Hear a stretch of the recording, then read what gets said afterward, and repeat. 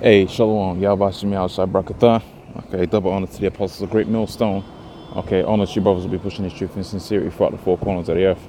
So I wanted to do this quick video regarding what's known as I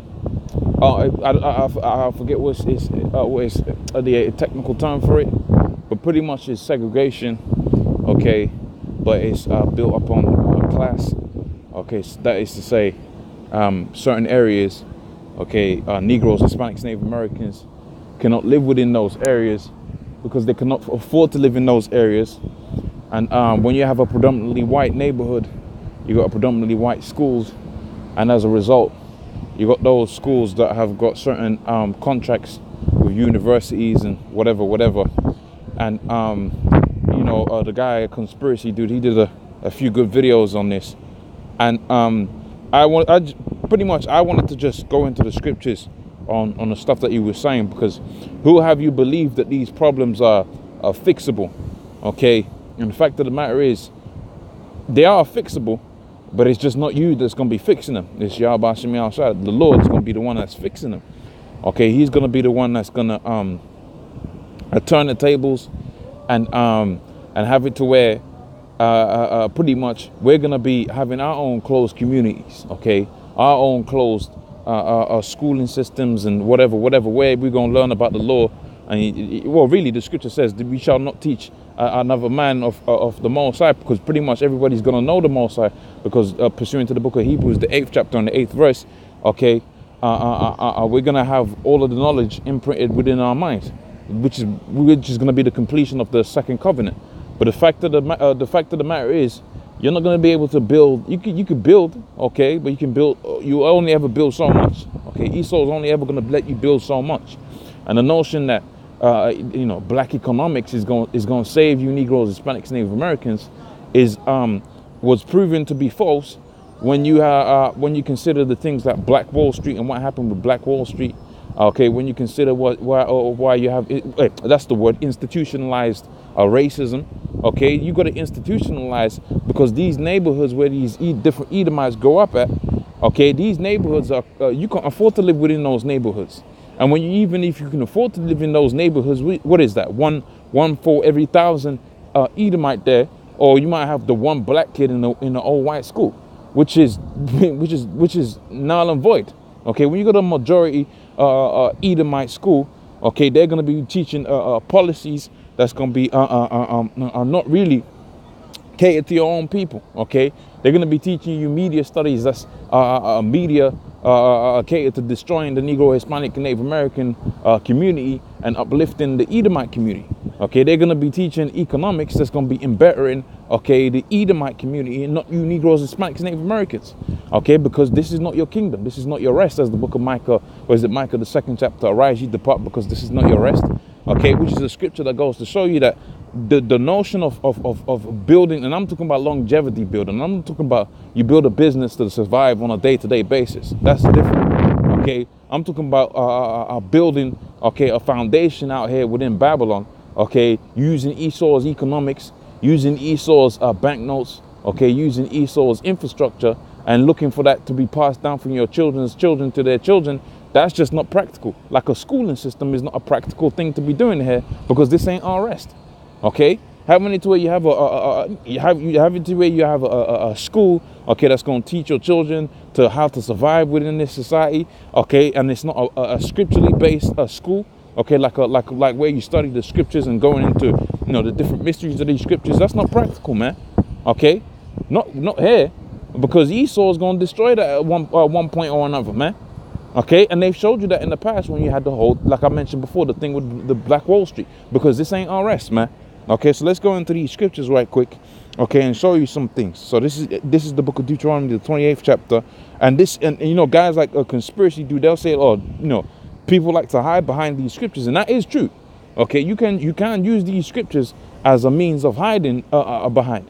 But see, my thing is this: you're supposed to try, but you're supposed to be aware of these curses, man.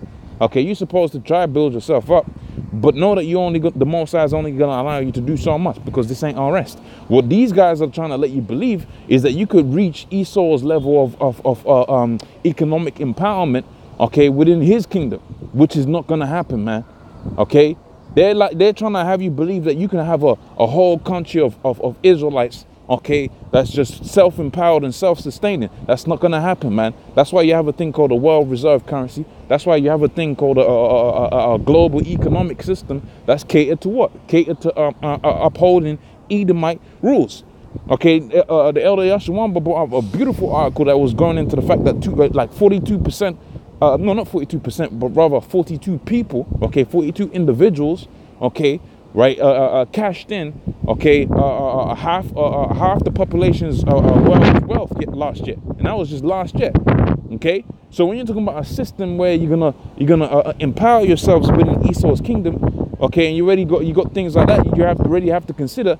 Then you can see that it's an unfair game, okay? And these scriptures really are supposed to be comforting you when you try these things. You should be supposed to be taking rest and peace within the scriptures to the end that you're going to be hoping that Yahweh Hashem shall return soon, so you don't have to keep failing, okay, like how you're failing and catching L's, like how you're catching L's within these kingdoms. That's why it was known as the gospel. Okay, so Deuteronomy, the 28th chapter and the 39th verse, okay, it says, thou shalt plant vineyards and dress them, but thou shalt neither drink of the wine nor gather the grapes, for the worm shall. That's not the one. That's not the one I wanted. My bad. My bad. Okay. Thou therefore, this is the 48th chapter. This is the one. Therefore thou shalt serve thine enemies, which the land shall send against thee, in hunger and in thirst and in nakedness. And that pretty much says, oh man. Because we were in hungered, and now look, I'm not saying don't hustle. That's the other flip side of it. You got the flip side of this scripture. You got guys that hide behind the curses as for laziness sakes, and you got guys that basically think that the curses are not upon them. And lo and behold, what happens? You get caught right back up in the same system. Okay, they get caught up right in the same situations like every other person does. Okay, whereas if they just sought comfort within the scriptures, they'll be able to move with a peace of mind. Okay, with peace of mind, knowing that they could get only but so much. But the good thing of it was that the Messiah was going to set something up, man.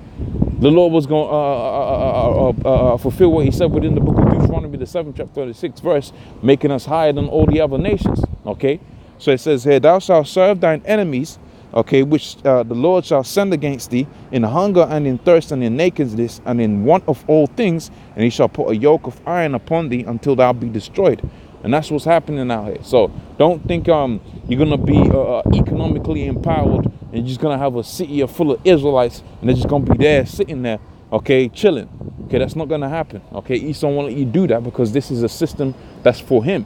Now the good news is, although you can try to do certain things and it may or may not work, okay, the good news is that the Lord is gonna return, okay, and he's gonna set up all Israelite, okay, economic system, if you will, okay, empowerment system, spiritual system, okay, a governing body that's going to be beneficial to our people, okay, and that's what the whole thing of the good news is going to be.